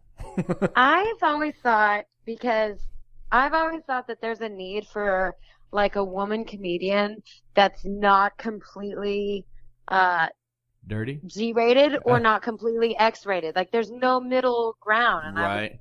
I feel like that could be. Yeah, there's no female equivalent of a Brian Regan or a Jim Gaffigan where they can be a little edgy, but they're never dirty, and they don't even cuss actually. But they just but they can talk. I feel like that could be me. Do it, man. There really is nothing but a thing. Just a step for a stepper. You got it. Oh, I love it. You can start working on the one-liners in your show. I'll tell you what. Slide them in and see what kind of reaction you get. I would guarantee. Good idea. Yeah. I would be willing to put money on the fact that your skin probably by now, having toured with all these guys for as long as you have, has got to be the thickest skin out there. Well, I mean, now I don't know a lot of the actual working touring female musicians, but I think any of you female musicians that are out there surrounded by all these dudes all the time, y'all have to have some pretty thick skin and be able to roll with some pretty good punches and fire back at them too. And yeah, well, yeah. I mean, I'm still like a really sensitive human, and I don't think that'll ever change. But we had someone with us on the road not too long ago, and we were just like he totally messed up. And then the next day he was like, sorry, I'm just still getting used to this female thing. And I was like, okay, that's really weird, because if I was a dude, I'm pretty sure you still messed up. But whatever, man. That's what I said. Like, whatever. I'm still getting used to the fact that women exist. I don't know. Like, I can't believe I was born into a world like this. Like, my mom was a woman, but I didn't think she counted. Exactly. I was just like, did that just come out of your mouth? Like, I don't even know what that means. Oh, okay. I mean, I'm not the most progressive guy in the world, but I live in a house full of women. I have no sons. I have daughters, and it's yeah. Randy can't walk through his house without stepping on a hormone. That's funny. I love it. The female thing, that's that whole thing about being a female. I don't know what he meant by that, but yeah. Yeah. Could you say it? Say it out loud. That's funny. That is funny. But well, cool, man. I'm having fun talking to you, and you're welcome to hang out and talk to us for another 20 minutes if you want. But this is the point where I also give you the opportunity to bow out, eat your food, and relax. And she's already finished. She put the dishes in the sink. Oh, you heard her washing the dishes already? It's like 80% done. Oh, okay. What you never, besides Blue Apron, you never told us what you were eating. What's on Bri's plate? That's the next soy segment. sauce, Let something me oriental. read the exact title from Blue Apron, because if I described it, it would be like some pasta steak, and that would not be accurate. So. That's all I need to know. Is that pasta with chicken or beef or? No, but it's not pasta. I don't even know what kind of thing it is. Italian style shrimp and sweet peppers over frigola sarda pasta. See, it is pasta. You were right. See? It's for sure. It's this pasta thing with But it looks shrimp. like couscous or something. Oh, okay. It's for sure. Quinoa? It wasn't quinoa. It's frigola sarda, Josh. Frigola. That's a Frigioli. Frigioli. That is. Yeah, Randy, whip out that brain of yours and tell us what she's trying to say. Frigioli. It's frigioli. Okay. Yeah, my wife's Italian, so. Well, that's good. Ooh, lucky you. Lucky you, yeah. Yeah, she doesn't. Don't ask her to say tortilla either. Tortilla. No, tortilla. Tortilla. Cute. Oh, that's awesome. So I have a new favorite dish at the Thai restaurant, and now I'm addicted to it, and I order it like 3 times a week. Uh-oh. Yeah, it's I don't know, pad su. Penne. Pad su Thai. Ooh, I don't know. I'd look it up on my phone, but I'm afraid I'll lose our connection. It'd be that. They have pictures on those menus, so it's not that menu. No, so we have DoorDash over here in the Woodlands, and I don't have to leave the house for food. That's the beautiful thing about it. Maybe that's the reason I'm not as busy musically as I used to be. Because it's like, I want to play music. Oh, no, order food. It's much easier. But yeah, we got DoorDash to deliver anything. They'll deliver Wendy's if I want to. Oh, yeah. Instacart delivers groceries right to my doorstep. And then Amazon delivers anything else I might need. So, yeah. There's not much of a reason. Randy comes here to do the radio show. So, and it's not like I don't have my own studio. I can do it at my house too. But you could, but you choose to come do it with me, and I appreciate that. Well, your internet connection is a lot better than mine. I do live out in the country. I don't even get pizza delivery at my house. Oh, I love it. That's sad. I love it. Yeah. I can get Wendy's and you can't get pizza. I know. Man. I have to drive. Go cut and shoot Texas. I mean, now if I make a phone call, I can get my friends at the liquor store to bring me booze or something. But that's about it. That's about as far as delivery goes. And it's at my the house. same friends that used to bring it to you when you were underage too, probably. No, but they probably would. Yeah. Hey, who you whiskey man? Yeah. That's funny. Funny stuff. All right, so where else are you gonna be? You're gonna be at a couple of festivals. You're playing Larry Joe Taylor Fest. Yeah, it's our second year to play That's it. awesome. I played it for the first time last year. I was so excited. It was like the one festival I was just like dying to play in my 7 years with the band. I had never played it. We played it last year, and we're gonna play it again this year. Larry Joe Taylor. We're playing Chili Fest this Friday, which is our first time ever playing that, which is cool because my guitar player Nathan, you know Nathan, he's from Snook. Okay. So that's cool for him. This is his like dream gig. Hell yeah. Yeah. And then there's what else? that other one, that Chad. What is that thing? No, it's Cadillac Backyard Water Park. That's up in my neck of the woods. So it's Cadillacs or whatever it's called. She's gonna be there. You're everywhere, Bri. Yeah, that's gonna be a cool show. I think Corey Morrow or someone. Yeah, it's Corey and Sam, and then you on Saturday. Yeah, me. I'm the headliner for sure. Hell yeah! You're at the bottom of the list. That makes it. You're the last name I read. That's the one that's important. You know, it's funny. We went to. I used to follow Phil Pritchett around. I don't know if did you ever hear Phil Pritchett back in the day? I love him. Okay, good. He produced my first album, but before that, I was just a fan of his, like a super fan of his. He actually made me like. Learning Charlie Robinson's My Hometown was the first Texas music song I ever learned. And then that's when I was introduced to this whole world of you can write and sing your own stuff. And then seeing Phil Pritchett play is like, holy crap, we can have fun on stage and sing and write our own stuff. This is awesome. And so Phil was like my guy. He was my new Garth Brooks. I was like, that dude can entertain a crowd. And so I followed Phil religiously for a while, and then as luck would have it, I was able to get him to produce my album. But I remember right before Eli Young Band went to sign their big record deal, Phil was going to be playing it here at Papa's on the Lake in Conroe, and so we saw the marquee as Phil Pritchett and Eli Young Band, and so we were like, oh sweet, so we all show up. Well, I never go to a show late, but Phil always started late, so all my friends showed up late, and they missed Phil because Phil was the actual opener. He was opening. But we didn't know that Eli Young Band was as big as Eli Young Band was. And so, it was not but 6 months later that they were out with their video When It Rains, I think was the first one they broke out with. But anyway, so total perspective warp right there. Like we were like, no, Phil's gotta be the dude, you know? Nope. Yeah.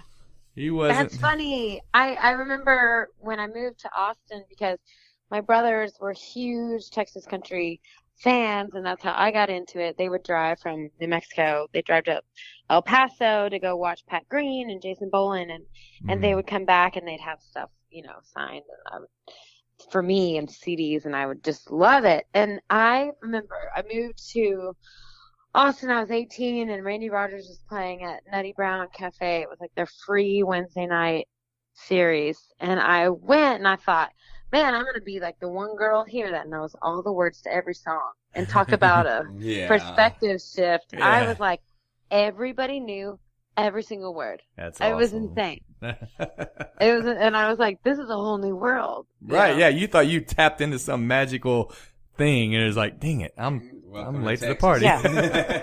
I'm late to the party, and I'm in exactly. And Young Band, though, they've always been super cool to me, and I always like to tell people those kind of stories, even though they wouldn't care. But they came to College Station, and they were always super nice and helpful. And then they blew up, and they came to College Station, and they called Hurricane Harris and asked specifically if we could open for them there, which was really neat. Yeah. So I will always love them for that. That's really cool. I remember they didn't have to do that. No, they didn't. And that's, I got a couple of stories where some people did some stuff that they didn't have to do. One was I got my first gig at Firehouse Saloon courtesy of Corey Morrow, and it was a weird reason. We were there seeing some other band play, and I can't remember who it was, and my buddy was like, oh yeah, I went to college with Corey, and I was like, yeah, you and everybody else. Everybody says they partied, everybody said they went with Corey or Pat. And so Corey walks in, and this is when he had his now wife, but she was just fresh his girlfriend then. And Corey walks in, and he sees my buddy. He's like, hey, Scott. And Scott's like, Corey, what's up, dude? And they gave each other a bro hug and all this other stuff. And so then Scott introduces me, and he's like, hey, this is my buddy. He's a singer-songwriter too. And so Corey's like, cool, y'all want to go out back? And we're like, yeah. So we walked out back, and they're all smoking cigarettes and all that other good stuff. Well, then Dwayne, that owned Firehouse at the time, he walks up, And he's like, oh, hey, Corey, what's going on? So they start kind of shooting the shit, and all this other stuff. And then Corey goes, hey, this is my buddy Josh Fuller. He's a singer-songwriter too, man. You ought to give him a shot. And I had a gig there that next month. And Corey, no way. Yeah, and Corey had just met me. He'd not have to do that at all, But that's so awesome. Yeah, it was really cool. And I'd been dying to get the Firehouse Saloon because in Houston, that's it, It was Firehouse Saloon. So, but yeah, that's my story. And then another similar one was I met Roger Ray at one of Jason Boland's shows, and we talked for a little while after the show. And then the next time they were at Big Texas, I walked up and he goes, Fuller, right? I was like, yeah. He's like, let's go have a shot. And so we went back in the back and we had a shot. And I was like, sweet. So when I recorded my album with Phil, he knew Roger, and I was like, hey, can we get Roger to do steel on my album? He's like, yeah, probably. So he called up Roger Ray, and Roger got to do it. So I don't know. That first album was cool because it had so many heroes on it. It had Phil involved. It had Roger Ray, and it was pretty cool. But that is really neat. I love those stories. I mean, and I tell them all the time, and I'm gonna get in trouble one of these days. But I always tell the stories of like when I was first starting, and I was with William Morris, and I was kind of like, they put me on every Josh Abbott opening or Randy Rogers opening, and it was freaking awesome because those were like my heroes at the time. But they were like $500, and I would just be like selling T-shirts by myself all night to make right. the rest to pay the band, and so there was so many instances where I remember the first big time it happened. Man, I hadn't been with them very long, William Morris very long, but we opened for Josh Abbott at Whitewater. It was us, Whiskey Myers, and Josh Abbott. So we were like first. Wow. And it was like $500, 45 minutes or something.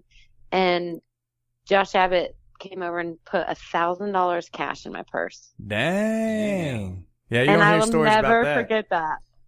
I know, and now that I'm like established, no one thinks I need that $1,000 anymore. I don't get that. Like, what the hell, man? Just because I got 6 Female Vocalist of the Year awards don't mean my tip jar is closed. Like, come on. Nobody tells me we need cash anymore. Damn it, no, man. I'm just kidding. But it's really fun. I feel the same way. Like we were just talking about it as a band the other night that like it's been years since we got flashed or anything like that. That stuff just don't happen anymore. Flash? Yeah, flash. Yeah, it's the guy thing, I was trying to say that as non-graphically as possible. Because your fans have grown up. They got kids and I stuff know, now. and nobody wants to see that now. That is so funny. I was at Blaine's Pub in St. Angelo, and every time I had played there acoustic, something crazy had happened. I definitely always had seen some flashing. So I had my band there for the first time. And I was like, hey, every time I've been in this bar, something crazy's happened. But I got my band here, so I want something crazy to happen because we're a brand new band. This lady gets on the table. She starts dancing. I said, okay, here we go. She does not take off her shirt. She takes off her pants. Whoa. In the bar. It was like the weirdest thing in the whole world. And I was man. trying to sing and not laugh. It was awful. Oh, man. Okay, It was so weird. I shouldn't tell this story, but I have Do to it. now. You opened up the door. So, do you know Charlie Hager and Captain Legendary Band? Of course, and Okay. I love them. So they're real good friends of mine. That's why I'm going to get in trouble. So we were playing. We met through Michael Berry and all that stuff before the Redneck Country Club was built, and we played out there at House of Blues. And so it was a memorial. I remember this night very well. It was a Memorial Day, and I played a Memorial Day festival right here in the Woodlands. And then we got done, and I packed up, and I had to be down at the House of Blues for a load-in or sound check pretty early. And then we were going to go on and play, and then Captain Legendary Band played too. And I think it was the night that Steve Cropper was there, so it was a Skinner tribute and all this other stuff was going on. Cool. And anyway, so then after that, we had the after party at Heffley's in downtown, and Dwayne, who used to own Firehouse Saloon, now owned Heffley's, Dwayne Heffley. And so then we go there. So now we're talking 3 shows worth of drinking I've been doing. And so we get there, and I got wasted, and so did Charlie Hager. All right. And so at one point, we're sitting there playing, And Michael Berry was there, and he hollered out, he goes, "Hey, Charlie, come on up here and play a song." And Charlie stands up, and he is only in his tighty whities. I don't know. I don't know how it happened.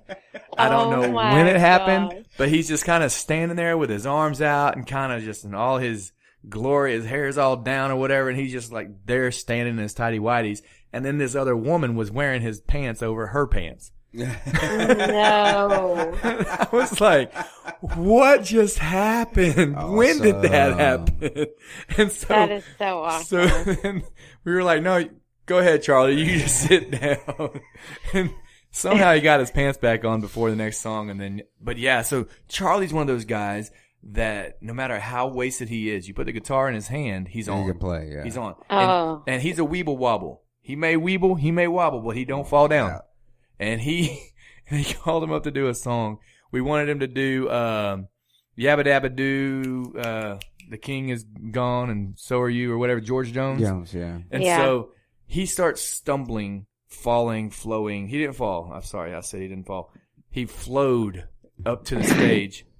And he barely made it to the stage. And I handed him my guitar. And the second he touched that guitar, it was like magic. He stood up straight. He put the guitar strap around his neck, and he got up and he just belted out the most beautiful rendition of this song you ever heard. And then he gets done, he takes the strap off, and he goes to hand me my guitar, and he just let's go. Bam! But for that 4.5 minutes that he was singing with that guitar in his hand, he was as sober as you could be. But before that, and after that, just boom, just gone. But yeah. I'm jealous of that. That No does not lie. happen to me. I know better But than to even try. full disclosure, I love those guys, and I'm saying all these stories out of love. But yeah, What is the guitar player's name? Dang, you put me right on the spot. Oh, sorry. My wife calls him Guitar Jesus. Yeah, because he's got the hair with the fan. Aaron Bancroft. Aaron. Yeah. Aaron's my favorite. He's got the hair with the fan. Mm-hmm. And Charlie's got And his he hair down rocks too. it. Yep. So I went through a phase where I grew my hair out. I don't know if you even saw me in that length of time, but it got down to my shoulders. I love it. And I sent them a tweet and I said, "Hey, I got long hair now. Can I be in the band?" And they're like, "I don't think so." They didn't even humor me. They just kind of ignored it. Yeah. I think they hit the little heart button. And I was like, "No, that's all the interaction we're gonna give them." Okay. That's so great. But those guys are amazing. They're hard workers too, because they all got their day jobs and stuff too, man. They do their day jobs and they run around and got their kids and somehow still manage to go and play a ton of shows a year. Oh, yeah. Yeah, they're amazing. Last time I saw them was at the Christmas party. Okay. Redneck Country Club Christmas party, but that was Long 3 time. years ago, Yeah. maybe. Yeah. Well, It was a while. The only time we see each other really now is when we get together they have an anniversary show in October for the RCC, for the people that, for us people that were the originators of, of that place opening. So you got us, Dub Miller, Captain Legendary Band. And then they bring in Market Junction now and a couple other people sometimes too. But yeah, we were out there at the front of that place before the stage was even built. Dub Miller was out there sitting on a bucket before the boards were nailed down. And That's true. Do you remember the first three? Well, I mean, you weren't there. I don't know why you would remember that, but Of course the I first remember. 3 times that I played there, it was below 30 degrees. Oh yeah, same here, dude. And it was outside, the outside stage. Outside. Oh, Yep. and there was a wind tunnel. So if a front was actively coming in, the wind tunnel faced north, and so you just get this blast of cold air and mist. That cold mist hit your face. We remember Rick Trevino came and played a show there, and he wore a scarf, and while he was playing, and a lot of people wanted to make fun of him for it. But hey, it was cold. Whatever, Singing in man. the cold. Whatever keeps them, vocal cords Yeah. Got to. warm. But Oh, yeah, that place, absolutely. I love the outside stage. Obviously, the inside's real beautiful, but I think the vibe of the outside stage was something hard to find. But that could just be I that do too. I'm waxing nostalgia here, Yeah. it's a I great filmed a venue. video out there. You did, so did I. Yeah. Oh, We you should have did too, combined. though. We should have combined forces. Oh, yeah, because I got Houston Texans cheerleaders on my video. Hell yeah, with choreography and all that. Hey, but you had a girl there. I'm kind of proud of who I had as a co-star on mine too. Okay, okay. I know. She's pretty hot. But, it was fun though. I also mushed a girl in her face. Yeah. I did. And so did my co-star mushed a boy in his face because they were getting in the way of us. So they had to get mushed. Get away. Be gone, Satan. But all right, so while we're talking about venues, real quick, and I know this now we get to the cheesy interview questions. Okay. Your favorite venue so far to play, like which one did you go and you're like, holy crap, I'm really here, this is awesome. Besides Redneck Country Club. Yeah. Bluebird in Nashville, I got to play there. Oh, hell yeah. Yeah. It was really unreal. It was cool. That would be. I walked by it, but man, it was so busy. Every time I've been there, I go there at the wrong times, and it's just always like they're one in, one out. It's just always busy, I think. Yeah. Downtown Nashville's insane now. You can't do anything down there. There's 5 floors of party. So everywhere. besides the new album that you're working on now, what's next? Oh my goodness! Besides the new album. Mm-hmm. I mean, I'm just kind of looking at my tour schedule. We're doing like Iowa and Kansas and Oklahoma this summer. So lots of traveling. I should have said something awesome like, well, I'm pregnant, but that's, so I'm drinking for 2. yeah. That's, I mean, literally just one foot in front of the other right now. How many tracks on this new album? 10, maybe 11 if we decide to do like a piano vocal last minute, but probably just 10. Sweet. But I'm doing a full record, so I'm pumped about that because, you know, a lot of people try to talk you out of that, which I get. I mean, I get it. People don't buy records anymore. But if you have the feeling that you want to do one, and I did, I'm like, man, I just want to do an album. Yeah. I felt that I had the same struggle when I was my last album that I did. I was like, man, I have this much money. I can either go and cut 4 or 5 songs and then use the rest of this money to promote the shit out of those songs.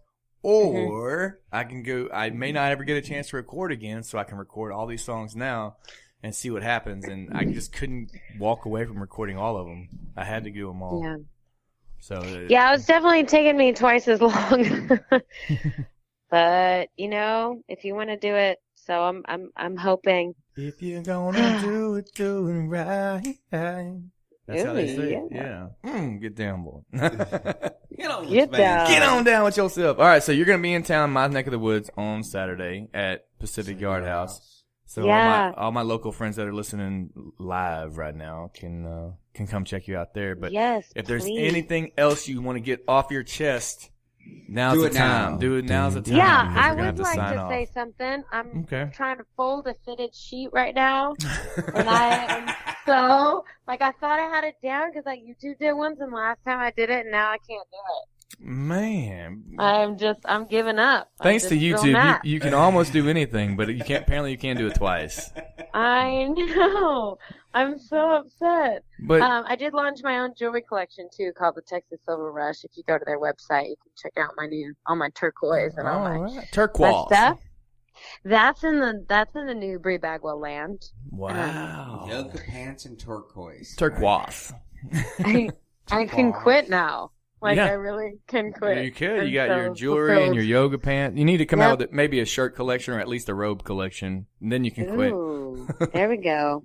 Slippers, man. Slippers. You can go barefoot, but you can't just walk around in yoga pants and jewelry. You got to have a top. Well, can you not? Optional. Well, I mean, you can. Oh, I mean, yeah, in Austin. In Austin, you can do whatever you want. Apparently. Yeah, totally. Yeah, some fuzzy slippers that are really comfortable. Those are good sellers. Maybe fuzzy. How about fuzzy slipper onesies for the Bri Bagwell collection? And it's a onesie, and it's got like a hood, and then it's really fuzzy, and it goes all the way down, and then it's got feet on it that are fuzzy feet, and then it's got jewelry built into the onesie. Oh, there you go. So you can put the onesie, and now you're dressed, and you're ready for success, whether you go out or whether you stay home. Are you drunk? No, actually, tonight's the only night I haven't drank. Damn it. I'm just kidding. I love it. I'm an idea guy. I didn't say they were all good ideas though, but I have a lot of ideas. They just not all of them work. Ramblings. Yeah, it's the end of the show, and that's what I do. I just ramble and ramble and ramble. So, well, I really hope that you work out that fitted sheet problem. Yeah, no kidding. But thanks for having me on to chat. I really enjoyed it. Y'all are awesome, and well, thanks. I'm glad you. And tell your friends. Tell all your friends that Josh has an okay thing going, so come talk to him. Oh, I got you. I got you covered on that. I like catching up with you. I think that's the longest we've actually gotten a chance to talk, because usually I have to like fight my way in and be like, hey, what's going on? You're like, oh, not much. How are you? And I'm like, oh, I'm doing pretty good. And then somebody else walks up, hey, Bri, what's going on?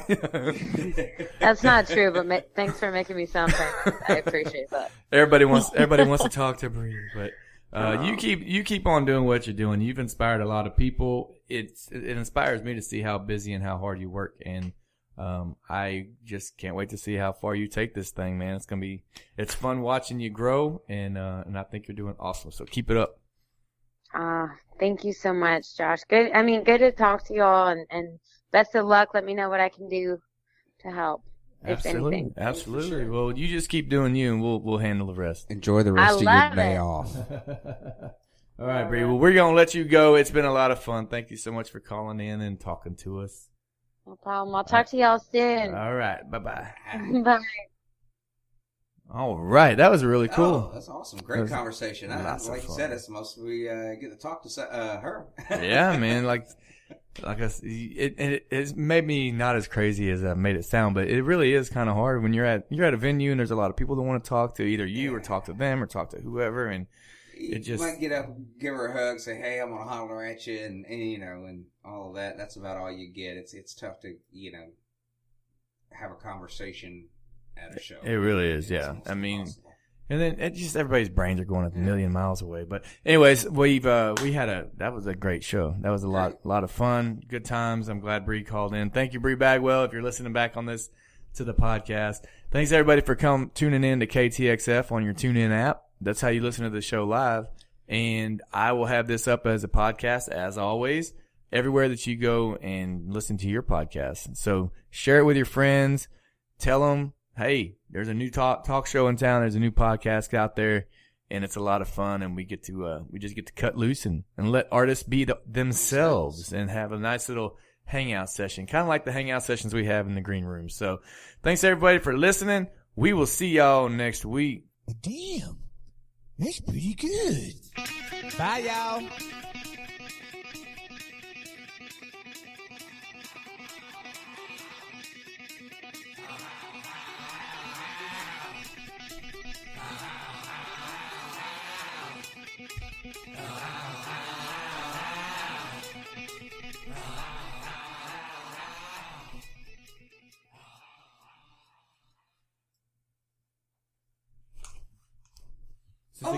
Since it kept accidentally popping up, I decided to just make my own little outro with it. Do it on purpose this time. That sounds great.